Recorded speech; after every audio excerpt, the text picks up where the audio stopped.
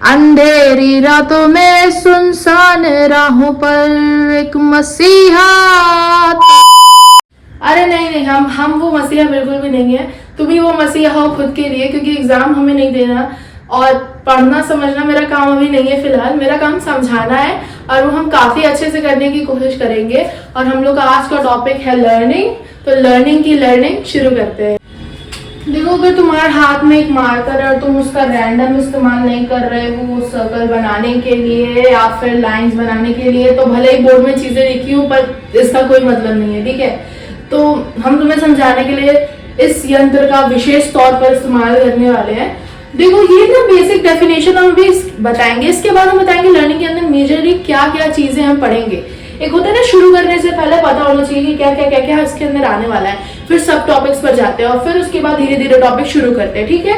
तो पहले बेसिक जानते हैं। देखो, लर्निंग को ना हिंदी में अधिगम कहते हैं। तो लर्निंग मतलब सीखना। तो जब हम तुम कॉपी पर लिखोगे तो ऐसे थोड़े लिखोगे कि सीखना एक प्रक्रिया है। अधिगम, अच्छी हिंदी जो लिखी जाती है ना, उसको अधिगम बोला जाता है लर्निंग को, ठीक है। तो लर्निंग क्या है? लर्निंग, तुम बताओ लर्निंग क्या है? कोई चीज सीखना क्या होता है? सीखना मतलब किसी नई चीज को सीखना, किसी जो चीज हमें नहीं आती है उसे जान लेना, कोई इंफॉर्मेशन ले लेना या फिर कोई स्किल सीख लेना। तो इसमें भी सीखना आ रहा है। तो एक्चुअली में सीखने का मतलब होता क्या है? तो लर्निंग या फिर अधिगम का मतलब होता है एक कोई रिलेटिवली परमानेंट चेंज। अब इस शब्द को छोड़ते हैं कुछ समय के लिए। Learning is any relatively permanent change in behaviour brought by experience और प्रैक्टिस। लर्निंग या सीखना या अधिगम का मतलब है एक परमानेंट चेंज, यानी कि एक बदलाव आ जाना हम लोगों के बिहेवियर में, हमारे व्यवहार में, जो हम हरकतें कर रहे हैं उसमें जब बदलाव आ जाता है, एक परमानेंट बदलाव आ जाता है, कुछ नया ऐड हो रहा है या कुछ चीजें और आ रही हमारे बिहेवियर में। किस वजह से आ रही है? ब्रॉट बाय एक्सपीरियंस और प्रैक्टिस। किसी भी चीज को जब हम सीखते हैं वो हम किस तरीके से सीखते हैं, क्या कारण है जो कि हम कोई चीज सीख पाते हैं? हम एक्सपीरियंस से सीखते हैं। जरूरी नहीं वो मेरा खुद का एक्सपीरियंस हो, पर्सनल एक्सपीरियंस से तो हम बिल्कुल सीखते हैं, लेकिन हम अपने पर्सनल एक्सपीरियंस के साथ साथ में हम लोग दूसरों के एक्सपीरियंसेस से या फिर दूसरों को ऑब्जर्व करके भी सीखते हैं। किसी को ऑब्जर्व करना, कुछ किसी और की कोई कहानी जान करके उस चीज को अपने ऊपर लेना कि नहीं मैं भी ये नहीं करूंगी एक्सेट्रा, वो भी एक्सपीरियंस ही होता है, ठीक है। यानी खुद का एक्सपीरियंस या किसी और के से भी अगर आप सीख रहे हो तो वो भी आपका एक्सपीरियंस हुआ, ठीक है। आप उस चीज को अनुभव कर रहे हो कि ये चीजें ऐसी ऐसी होनी चाहिए या नहीं होनी चाहिए। और उसके साथ एक्सपीरियंस के साथ प्रैक्टिस, किसी चीज को बार बार करना या किसी चीज को अगर हमें, अब प्रैक्टिस का मतलब ये नहीं होता है किसी चीज को बार बार लिखना। अगर तुम स्पोर्ट्स भी खेल लो तो तुम्हें बार बार वो चीज और बेहतर तरीके से करनी होगी। तुम कोई चीज लिख रहे हो, अब तुम्हें कुछ याद करना है, इसका मतलब प्रैक्टिस का मतलब ये नहीं कि तुम उसे बार बार लिखोगे या बार बार बोलोगे। रिपीटेटिव, सिर्फ किसी चीज को दोहराना प्रैक्टिस नहीं होती, उस चीज में बदलाव लाना, उस चीज में बेहतरी करना प्रैक्टिस होती है। तो learning is relatively permanent change in behaviour brought by experience और प्रैक्टिस। रिलेटिवली क्यों छोड़ दिए हम? रिलेटिवली को हम तुम्हें एक स्पेशल बॉक्स के अंदर अच्छे से समझाएंगे। देखो, बेसिक बता देते हैं अभी, इसके बाद रिलेटिवली भी बताएंगे। रिलेटिवली परमानेंट चेंज का मतलब है ऐसा नहीं है कि अगर हमने कोई चीज सीख ली है और वो बस हमने जब सीख ली उस चीज को हमने अपने अंदर ला लिया तो वो हमेशा हमारे साथ ही रहेगी। नहीं, ऐसा नहीं है कि वो चली जाएगी, लेकिन उस चीज को हमें अपने अंदर बचाए रखना पड़ेगा। अगर हम अभी कह सकते हैं कि कोई मैथ्स का फॉर्मूला पढ़े हैं, मान लो अगर हम 10th क्लास के स्टूडेंट हैं तो हम वो फॉर्मूला पढ़े हैं या फिर ट्रिग्नोमेट्री करते हैं, हमें आ रहा है, लेकिन हम उसको बहुत समय बाद उसी तरीके से सेम नहीं कर पाएंगे ना। तो रिलेटिवली परमानेंट चेंज का मतलब होता है कि वो परमानेंट चेंज तो है, स्थायी परिवर्तन तो आएगा, लेकिन वो रिलेटिवली रहेगा। रिलेटिवली का मतलब है ना, कई फैक्टर्स उसको इन्फ्लुएंस करेंगे। वो परिवर्तन आधारित होगा कि आप उसके साथ उसको ट्रीट कैसा कर रहे हो, आपके अंदर लाइव स्किल को आप कैसे ट्रीट कर रहे हो। यानी कि आप बार बार उस चीज को अपने अंदर रखे हुए हो। कोई चीज, जैसे मैंने बताया कि मैंने फॉर्मूला अगर 10th क्लास में सीखा तो मुझे अभी नहीं याद है, क्योंकि मैं उसको प्रैक्टिस नहीं कर रही, मैं उसे रिकॉल नहीं कर रही हूँ, मैं उसका इस्तेमाल नहीं कर रही है। उसके साथ रिलेटिवली परमानेंट चेंज का ये भी मतलब होता है कि हम लोग के जो आसपास के फैक्टर्स होते हैं, जैसे हमारा फटीग है, हम लोग बॉडीली तौर पर थके हुए हैं या फिर मेंटली परेशान हैं, तो जैसे अगर हम बहुत अच्छे से पढ़ भी लिए हैं लेकिन अगर एग्जाम के समय हम चिंता करेंगे तो वो शायद एग्जैक्टली वो वर्ड जो हम अच्छे से पढ़े थे वो हमें तुरंत याद नहीं आएंगे, क्योंकि there are some factors that influence us. तो मैंने चेंज तो आया, क्या चेंज आया कि मैंने कोई चीज सीख ली या मुझे कोई चीज करनी आ गई, मुझे खेलना आ गया। लेकिन अगर मैं नर्वस रहूंगी, लेकिन मैं डिस्ट्रैक्टेड रहूंगी, तो कई फैक्टर्स होते हैं, एक्सटर्नल फैक्टर्स, इंटरनल फैक्टर्स, जो बाहरी दुनिया में या खुद में है, वो इन्फ्लुएंस करते हैं हमारे परफॉर्मेंस को, ठीक है। तो और उसके साथ में जब हम कोई चीज सीखते हैं तो हमारे दिमाग में एक परमानेंट कह सकते हैं ब्रेन के अंदर में थोड़े से परिवर्तन आते हैं।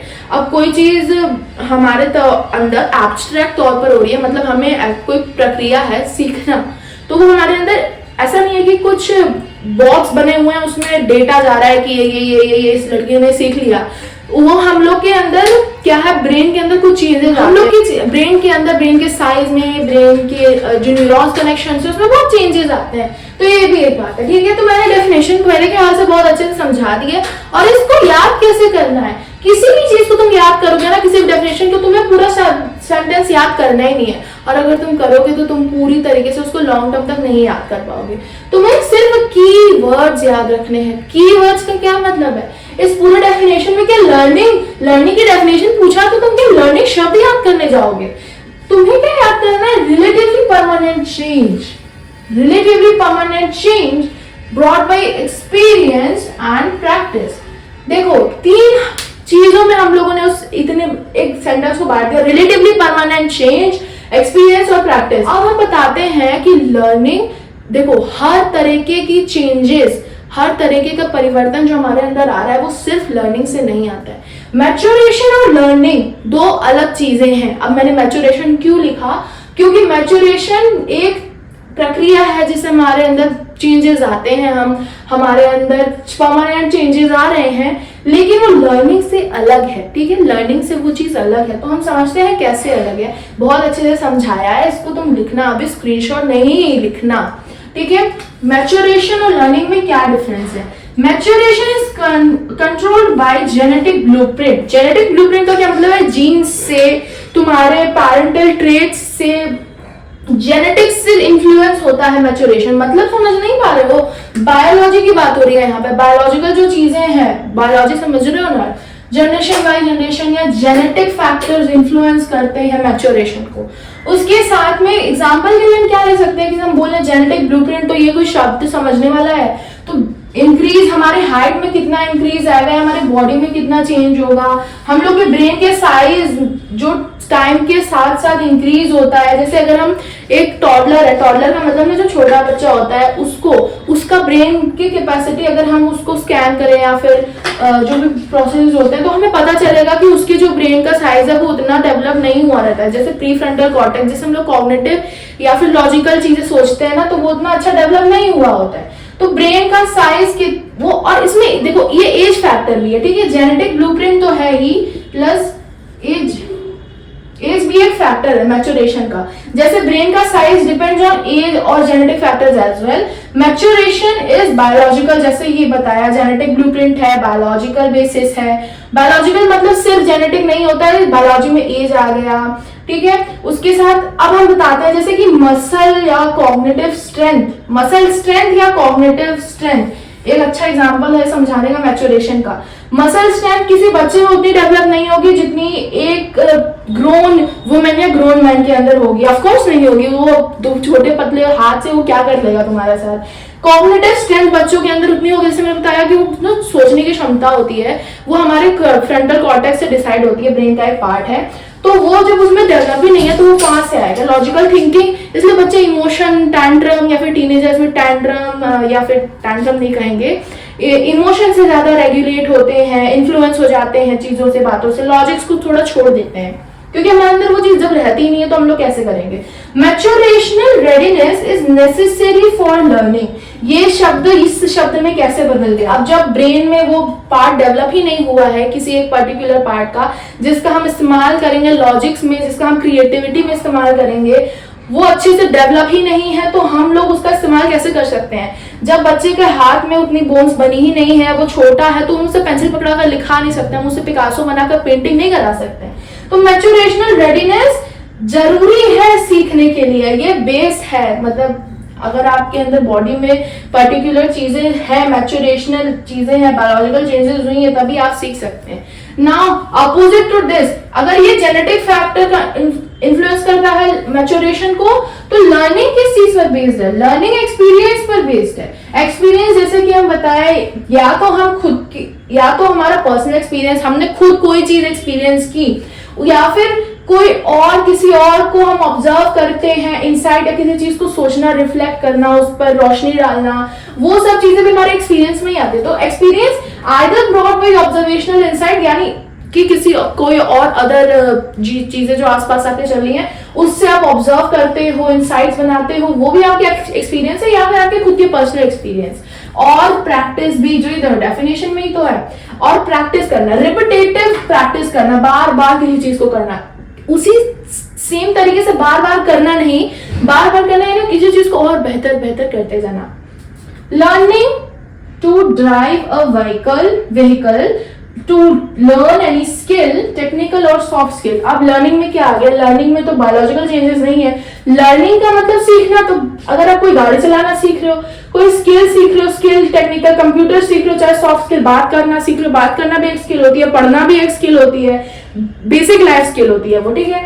तो ये बता दिए, लर्निंग कैन बी बेनिफिशियल और हार्मफुल। क्या हम लोग सिर्फ अच्छी चीजें ही सीखते हैं? क्या हम लोग पीयर प्रेशर के अंदर कुछ गलत चीजें नहीं सीखते हैं? क्या हम लोग किसी, अगर हम हमारे अंदर ये बिहेवियर है कि हम किसी को क्रिटिसाइज नहीं करेंगे, लेकिन हम लोग ऐसे फ्रेंड्स के बीच में बैठ रहे हैं जो हमेशा दूसरों की बुराई करते हैं, तो क्या हमारे पर बुरा प्रभाव नहीं पड़ेगा? क्या हम, या तो हम अंदर से दुखी हो जाएंगे, या तो हम भी उस चीज को अपनाने लगेंगे कि मेरे आसपास के लोग जिनको हम कूल मानते हैं वो ऐसा कर रहे हैं, तो हम क्यों ना करें, ठीक है। इसमें सेल्फ एस्टीम का भी रोल है, अपने आप का क्या आपका भरोसा है, अपने चॉइसेस आप कैसे लेते हो, बट उसको हम थोड़ा अलग रखते हैं अभी।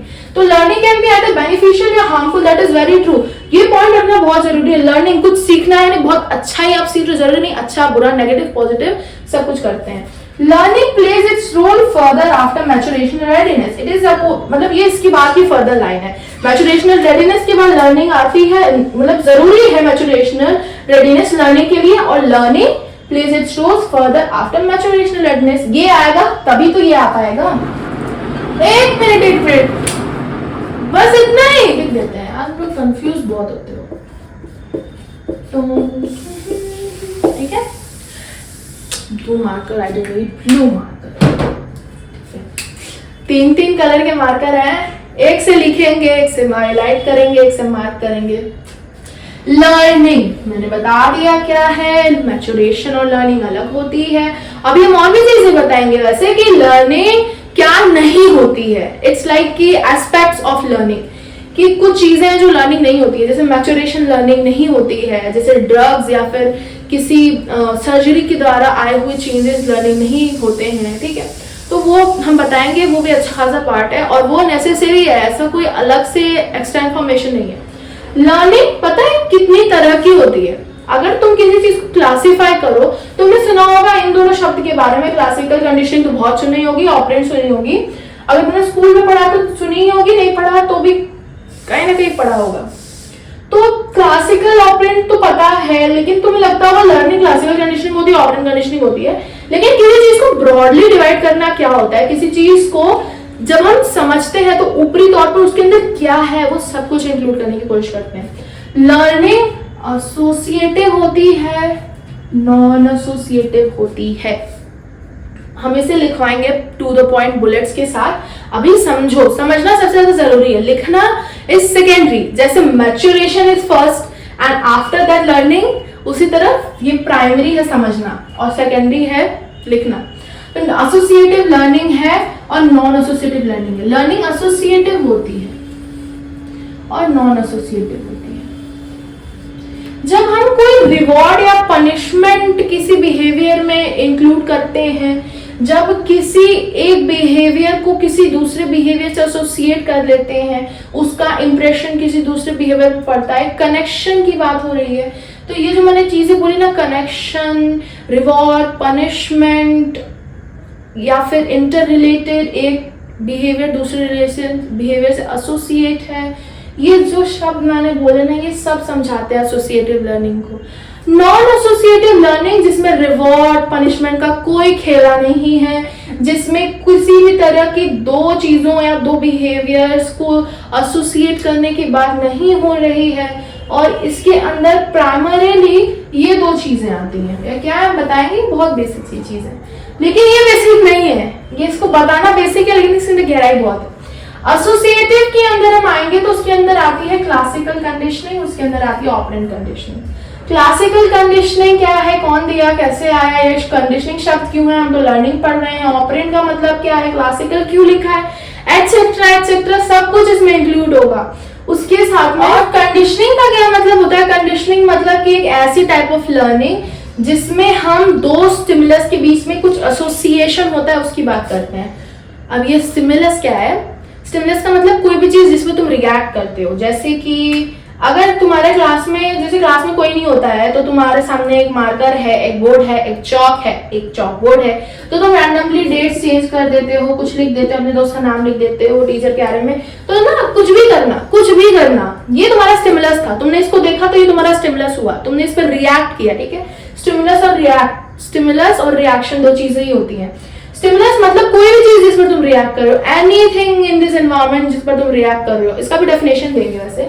तो ये इसमें मैं लिख रही हूँ, इसमें मैं साइन बना रही हूँ, इस पे मैं कुछ भी कर रही हूँ, तो वो सब कुछ ये स्टिमुलस हो गया, रिस्पॉन्स हो गया। जैसे मुझे भी प्यास नहीं लगी है लेकिन यहाँ पर पानी का बॉटल रखा हुआ है, तो मैं उसकी पानी पी लेती हूँ, तो ये बॉटल मेरा स्टिमुलस हो गया, मेरा पानी पीना रिस्पॉन्स हो गया। मेरे दोस्त को मैंने देखा, मैंने हाय बोला, उसने आईब्रोज ऐसे किए, मुझे पता चला वो मुझे हाय कर रही है, मैंने हाय किया। छोटी से छोटी, बड़ी से बड़ी चीज, कोई भी चीज स्टिमुलस हो सकती है। आसपास एक्सटर्नल एनवायरनमेंट में कोई भी चीज पर पड़ी होती है, बहुत चीजें होती है, लेकिन जिस पर आप रिएक्ट कर रहे हो उसको हम स्टिमुलस कहते हैं। At particular moment of time जिस पर आप रिएक्ट कर रहे हो, ठीक है, जिस पर आप अपना रिएक्शन दे रहे हो। तो मैंने ये बता दी, क्लासिकल ऑपरेंट बता दिया।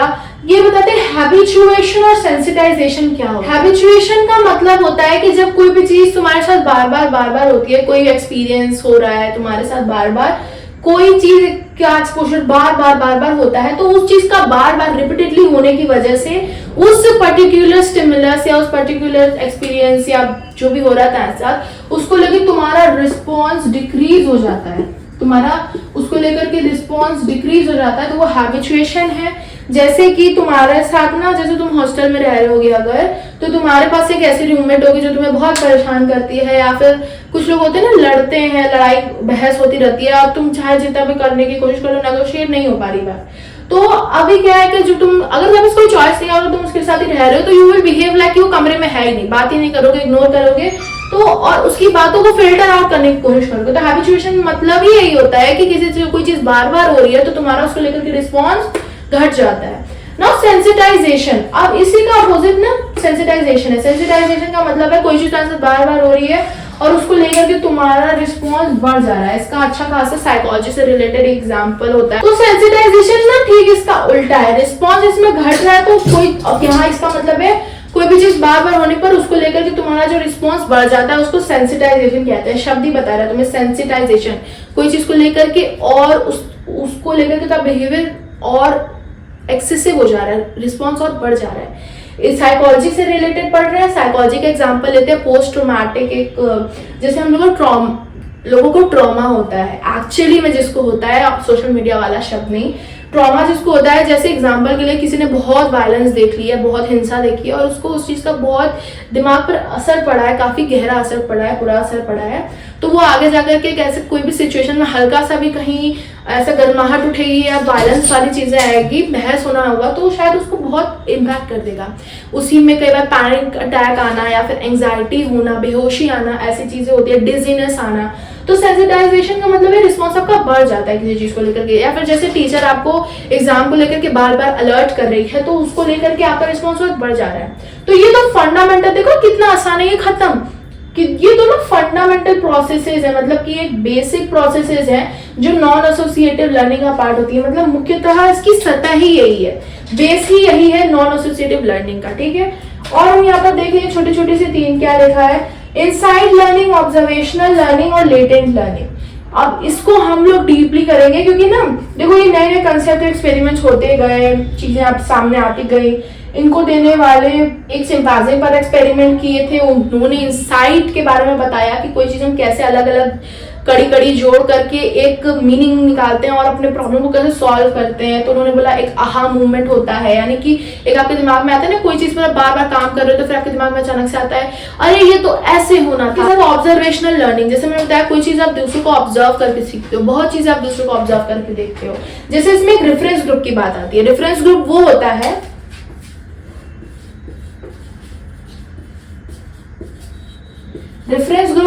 है जो कि जिसको तुम आइडलाइज करते हो। जैसे कई कुछ एक्टर्स होंगे, कुछ क्रिकेटर्स होंगे, कोई शुभमन गिल होगा या फिर कोई अनुष्का शर्मा होगी जिसको तुम ब्यूटी के लिए आइडलाइज करते हो, किसी को तुम स्पोर्ट्स के लिए आइडलाइज करते हो। तो कुछ रेफरेंस ग्रुप हैं, या फिर अपने आसपास में भी जिसको तुम आइडलाइज करते, कोई पेरेंट है, कोई भी हो सकता है, कोई फ्रेंड में भी हो सकता है, कोई तुमसे छोटा बड़ा उम्र का भी हो सकता है। तो तुम ऑब्जर्व करके किसी को क्या सीखते हो, ऑब्जर्वेशनल लर्निंग होगी, उसी तरह रिलेटेड लर्निंग होती है।